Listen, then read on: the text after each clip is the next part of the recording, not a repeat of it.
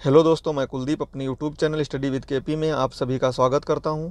I hope कि आप सब स्वस्थ होंगे, मस्त होंगे। दोस्तों, आज ये यूपी ट्रिपल एस सी पेट का जीएस का दोस्तों हिस्ट्री का पार्ट है।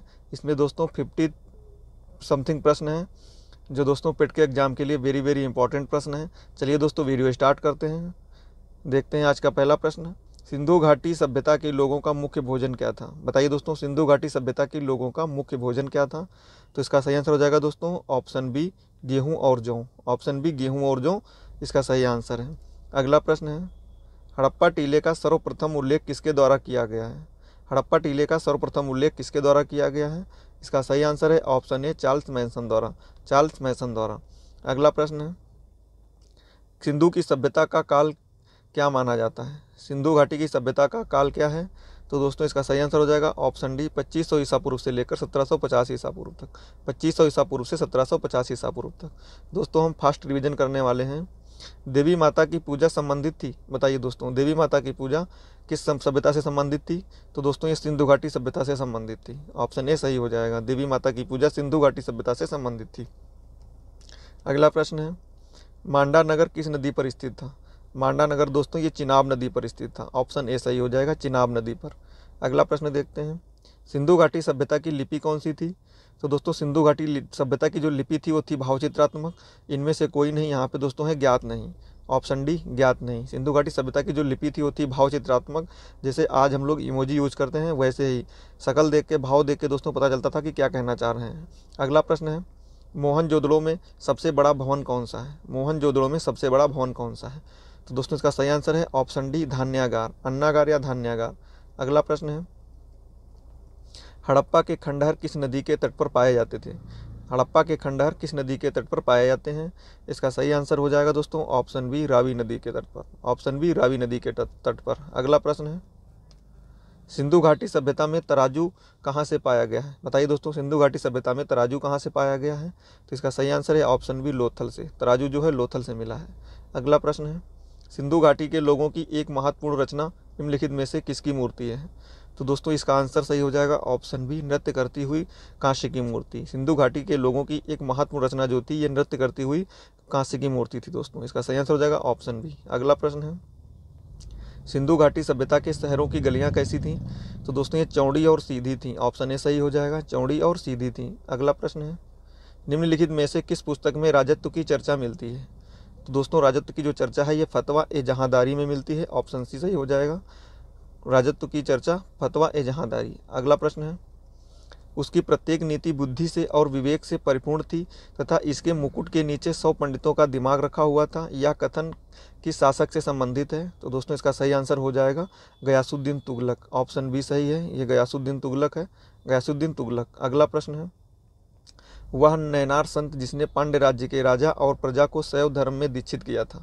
बताइए दोस्तों, वह संत जिसने पांड्य राज्य के राजा और प्रजा को शैव धर्म में दीक्षित किया था? इसका सही आंसर हो जाएगा दोस्तों ऑप्शन ए, तुरुज्ञान संबंधर।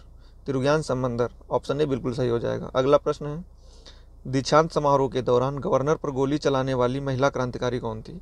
बताइए दोस्तों, दीक्षांत समारोह के दौरान गवर्नर पर गोली चलाने वाली महिला कौन थी दोस्तों? इसका सही आंसर हो जाएगा ऑप्शन सी, बीना दास। ऑप्शन सी, बीना दास सही आंसर है। अगला प्रश्न है, झांकर और झुंकर संस्कृतियों के साक्ष्य कहाँ प्राप्त हुए हैं? बताइए दोस्तों, झांकर और झुंकर संस्कृतियों के साक्ष्य प्राप्त होते हैं कहाँ से? तो दोस्तों ये चन्नूदड़ों से प्राप्त होते हैं। ऑप्शन बी सही हो जाएगा, चन्नूदड़ों। अगला प्रश्न है, बंगाल विभाजन का वर्णन करने वाला पत्रकार है? बताइए दोस्तों, बंगाल विभाजन का वर्णन करने वाला पत्रकार कौन है? तो दोस्तों इसका सही आंसर है option A, H.W. Nevinson. H.W. Nevinson. अगला प्रश्न है, अपनी शिकायतों का निवारण करने तथा रियायतें पाने के लिए नरमपंथियों ने जो 20 वर्षों तक निरर्थक आंदोलन चलाया उसमें उन्हें रोटियों के बजाय पत्थर मिले, या कथन किससे संबंधित है? बताइए दोस्तों, 20 वर्षों तक निरर्थक आंदोलन चलाया उसमें उन्हें रोटियों के बजाय पत्थर मिले, या कथन किसका है? तो दोस्तों इसका सही आंसर हो जाएगा option A, Lala Lajpat Rai. Option A सही होगा, लाला लाजपत राय।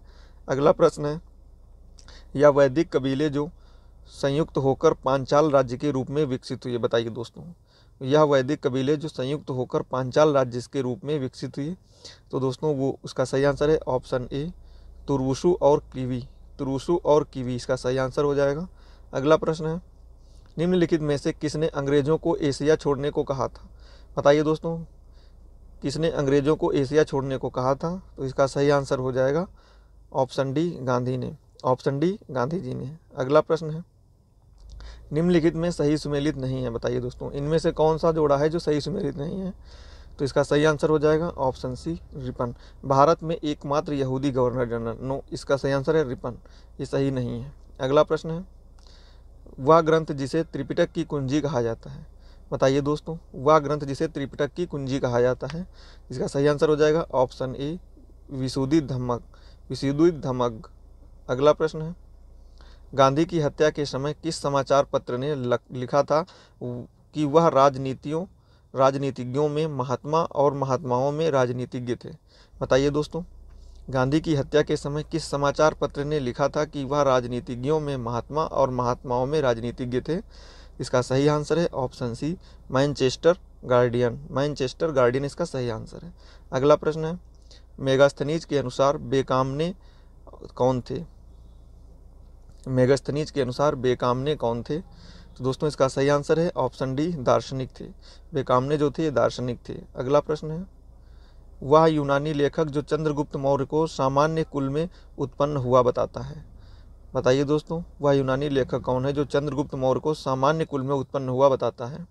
इसका सही आंसर हो जाएगा option A, Justin. Option A, Justin इसका सही आंसर है। अगला प्रश्न है, निम्नलिखित में से कौन चंद्रगुप्त मौर्य के शासनकाल में सौराष्ट्र का प्रांतीय गवर्नर था? बताइए दोस्तों, निम्नलिखित में से कौन चंद्रगुप्त मौर्य के शासनकाल में सौराष्ट्र का प्रांतीय गवर्नर था? तो दोस्तों इसका सही आंसर है option B, Pushyagupta. Option B सही होगा, पुष्यगुप्त। अगला प्रश्न है, मेगास्थनीज के अनुसार पाटलिपुत्र नगर एक सीमित समिति के द्वारा शासित था जिसमें सदस्यों की संख्या थी। बताइए दोस्तों, मेगास्थनीज के अनुसार पाटलिपुत्र नगर एक समिति के द्वारा शासित था जिसमें सदस्यों की संख्या कितनी थी? तो इसका सही आंसर हो जाएगा ऑप्शन डी, इसमें 30 थी। सदस्यों की संख्या कितनी थी? 30 थी। अगला प्रश्न है, राजदूत डायोनीसियस किसके दरबार में आया था? बताइए दोस्तों, राजदूत डायोनीसियस किसके दरबार में आया था? तो दोस्तों ये बिंदुसार के दरबार में आया था। ऑप्शन बी सही हो जाएगा, बिंदुसार। अगला प्रश्न है, निम्नलिखित में से कौन सा कथन सही नहीं है? बताइए दोस्तों, इनमें से कौन सा कथन है जो सही नहीं है? तो इसका सही आंसर हो जाएगा दोस्तों ऑप्शन बी, चंद्रगुप्त मौर्य ने खारवेल को पराजित किया था। ऑप्शन बी सही है, चंद्रगुप्त मौर्य ने खारवेल को पराजित किया था, ये गलत है। अगला प्रश्न है, निम्नलिखित में से किसने आश्रित पत्नी एवं बच्चों की समुचित व्यवस्था किए बिना भिक्ष बनने वाले व्यक्ति के लिए दंड का विधान किया था? बताइए दोस्तों, निम्नलिखित में से किसने आश्रित पत्नी एवं बच्चों की समुचित व्यवस्था किए बिना भिक्ष बनने वाले व्यक्ति के लिए दंड का विधान किया था? तो दोस्तों इसका जो सही आंसर है वो हो जाएगा ऑप्शन ए, कौटिल्य ने। अगला प्रश्न है, वह यूनानी शासक जिसको चंद्रगुप्त मौर्य ने पराजित किया था कहाँ से शासन कर रहा था? बताइए दोस्तों, वह यूनानी शासक जिसको चंद्रगुप्त मौर्य ने पराजित किया था कहाँ से शासन कर रहा था? तो दोस्तों इसका सही आंसर है ऑप्शन बी, सीरिया से कर रहा था। अगला प्रश्न है, कौन मेगास्थनीज द्वारा वर्णित मौर्य समाज के 7 वर्गों से सम्मिलित नहीं थे? बताइए दोस्तों, कौन मेगास्थनीज द्वारा वर्णित मौर्य समाज के 7 वर्गों से सम्मिलित नहीं थे? तो इसका सही आंसर हो जाएगा option A, Das. Option A इसका सही आंसर है। अगला प्रश्न है, श्रवणबेलगोला स्थित है। बताइए दोस्तों, श्रवणबेलगोला ये किस राज्य में स्थित है? तो इसका सही आंसर है ऑप्शन ए, कर्नाटक में। श्रवणबेलगोला कर्नाटक में है।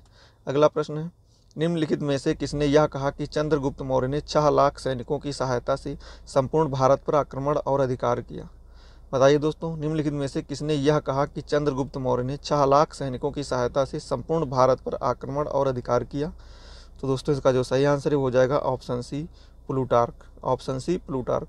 अगला प्रश्न है, निम्नलिखित में से बताइए दोस्तों, निम्नलिखित में से किस राजवंश के शासक सीरिया जैसे पश्चिम में दूर के देशों के साथ राजनय संबंध रखते थे? बताइए दोस्तों, इसका सही आंसर हो जाएगा ऑप्शन ए, मौर्य साम्राज्य। ऑप्शन ए इसका सही आंसर हो जाएगा। अगला प्रश्न है, कौटिल्य के अर्थशास्त्र के अनुसार स्थानीय एक प्रशासनिक इकाई थी? बताइए दोस्तों, कौटिल्य के अर्थशास्त्र के अनुसार स्थानीय एक प्रशासनिक इकाई थी? इसका सही आंसर हो जाएगा ऑप्शन डी, 800 ग्रामों की। 800 ग्रामों की एक स्थानीय सरकार थी। अगला प्रश्न है, रूपदर्शक शब्दावली निम्नलिखित में किससे संबंधित है? बताइए दोस्तों, रूप दर्शक शब्दावली इनमें से किससे संबंधित है? तो दोस्तों इसका सही आंसर हो जाएगा ऑप्शन बी, मुद्रा इंस्पेक्टर। ऑप्शन बी इसका सही आंसर है। अगला प्रश्न है, सीरिया का राजदूत डायमेकस किस मौर्य शासक के दरबार में आया था? बताइए दोस्तों, सीरिया का राजदूत डायमेकस किस मौर्य शासक के दरबार में आया था? तो दोस्तों इसका सही आंसर हो जाएगा ऑप्शन बी, बिंदुसार के दरबार में। अगला प्रश्न है, किसके मध्य पानीपत का प्रथम युद्ध हुआ था? बताइए दोस्तों, पानीपत का प्रथम युद्ध जो है ये किसके बीच हुआ था? तो ये हुआ था बाबर और इब्राहिम लोदी के बीच में। ऑप्शन बी सही हो जाएगा, बाबर और इब्राहिम लोदी। अगला प्रश्न है, सरे पुल के युद्ध में इनमें से किसने बाबर को पराजित किया था? बताइए दोस्तों, सरे पुल के युद्ध में इनमें से किसने बाबर को पराजित किया था? तो दोस्तों इसका सही आंसर है ऑप्शन सेकंड, शैबानी खान है। ऑप्शन सेकंड शैबानी का। अगला प्रश्न है, मेवाड़ के जिस राजा को 1527 में खानवा के युद्ध में बाबर ने हराया था वह था? मेवाड़ के जिस राजा को 1527 में खानवा के युद्ध में बाबर ने हराया था वह कौन था? इसका सही आंसर दोस्तों ऑप्शन फोर्थ हो जाएगा, राणा प्रताप। राणा प्रताप। अगला प्रश्न है, किस भाषा में तुजू के बाबरी लिखा गया है? तुजू के बाबरी दोस्तों तुर्की भाषा में लिखा गया है। ऑप्शन सेकंड सही हो जाएगा, तुजू के बाबरी तुर्की भाषा में लिखा गया है। अगला प्रश्न है, निम्नलिखित में से किस सुल्तान ने पहले हजरत आला की उपाधि अपनाई और बाद में सुल्तान की? बताइए दोस्तों, कौन सा सुल्तान था जिसने पहले हजरत आला की उपाधि अपनाई और बाद में सुल्तान की? तो इसका सही आंसर है ऑप्शन एक, शेरशाह सूरी ने। ऑप्शन एक, शेरशाह सूरी ने। अगला प्रश्न है, निम्नलिखित में से किसने अपने बादशाह पति के लिए मकबरे का निर्माण करवाया? बताइए दोस्तों, कौन है जिसने अपने पति के लिए, बादशाह पति के लिए मकबरे का निर्माण कराया? तो इसका सही आंसर दोस्तों हो जाएगा ऑप्शन फोर्थ, हाजी बेगम ने। ऑप्शन फोर सही है, हाजी बेगम ने। अगला प्रश्न है, दिल्ली में पुराना किला के भवनों का निर्माण किया था? दिल्ली में पुराना किला के भवनों का निर्माण किसने किया था? तो दोस्तों इसका सही आंसर हो जाएगा ऑप्शन थर्ड, शेरशाह ने। अगला प्रश्न है, हल्दी घाटी के युद्ध के पीछे अकबर का मुख्य उद्देश्य बताइए दोस्तों। हल्दी घाटी के युद्ध के पीछे अकबर का मुख्य उद्देश्य क्या था? तो इसका दोस्तों सही आंसर हो जाएगा ऑप्शन सेकंड, राणा प्रताप को अपने अधीन लाना। राणा प्रताप को अपने अधीन लाना। अगला प्रश्न है, टोडरमल ने किस क्षेत्र में ख्याति अर्जित की थी? बताइए दोस्तों, टोडरमल ने किस क्षेत्र में ख्याति अर्जित की थी? तो दोस्तों इसका सही आंसर हो जाएगा ऑप्शन एक, भू राजस्व। अगला प्रश्न है, किस वर्ष में अकबर ने दीन इलाही प्रारंभ किया था? बताना है दोस्तों, दीन इलाही धर्म की स्थापना अकबर ने किस वर्ष की थी? तो इसका सही आंसर हो जाएगा ऑप्शन थर्ड, 1582 ईस्वी में। 1582 ईस्वी में। अगला प्रश्न है, किसके द्वारा सुलह ए कुल का सिद्धांत प्रतिपादित किया गया था? बताइए दोस्तों, सुलह ए कुल का सिद्धांत किसके द्वारा प्रतिपादित किया गया था? तो ये अकबर ने प्रतिपादित किया था। ऑप्शन थर्ड इसका सही आंसर है, अकबर के द्वारा। अगला प्रश्न है, महाभारत का जो फारसी में अनुवाद किया गया उसका शीर्षक निम्न में से क्या है? बताइए दोस्तों, महाभारत का जो फारसी में अनुवाद किया गया उसका शीर्षक निम्न में से क्या है? इसका सही आंसर हो जाएगा option fourth, Razmnama. Option fourth, Razmnama. अगला प्रश्न है, मुगल सम्राट अकबर के समय का प्रसिद्ध चित्रकार कौन था? बताइए दोस्तों, मुगल सम्राट अकबर के समय का प्रसिद्ध चित्रकार कौन था? तो दोस्तों ये दशवंत था। ऑप्शन सेकंड सही हो जाएगा, दशवंत। अगला प्रश्न है, आगरा में एतमादुद्दौला का मकबरा किसने बनवाया था? बताइए दोस्तों, आगरा में जो एतमादुद्दौला का मकबरा है ये किसने बनवाया था? इसका सही आंसर हो जाएगा दोस्तों ऑप्शन एक, नूरजहां ने। ऑप्शन एक, नूरजहां ने। अगला प्रश्न है, दिल्ली में स्थित जामा मस्जिद का निर्माण किस शासक के द्वारा करवाया गया था? दिल्ली में स्थित जामा मस्जिद का निर्माण किस शासक के द्वारा करवाया गया था? तो दोस्तों इसका जो सही आंसर है वो हो जाएगा ऑप्शन थर्ड, शाहजहां के द्वारा। ऑप्शन थर्ड इसका बिल्कुल सही आंसर है, शाहजहां के द्वारा। दोस्तों ये 53 प्रश्न थे जो हमने डिस्कस किए। दोस्तों ये हमने फास्ट रिवीजन किया है यूपी ट्रिपल एस सी पेट, जो एग्ज़ाम 28 या 29 अक्टूबर को होने वाला है। दोस्तों आज उसका एडमिट कार्ड भी आ गया है। तो दोस्तों वीडियो कैसा लगा कमेंट में ज़रूर बताएं। अगर आप चैनल पर नए हैं तो चैनल को सब्सक्राइब कर लीजिए और वीडियो को लाइक और शेयर कर दीजिए। थैंक यू दोस्तों।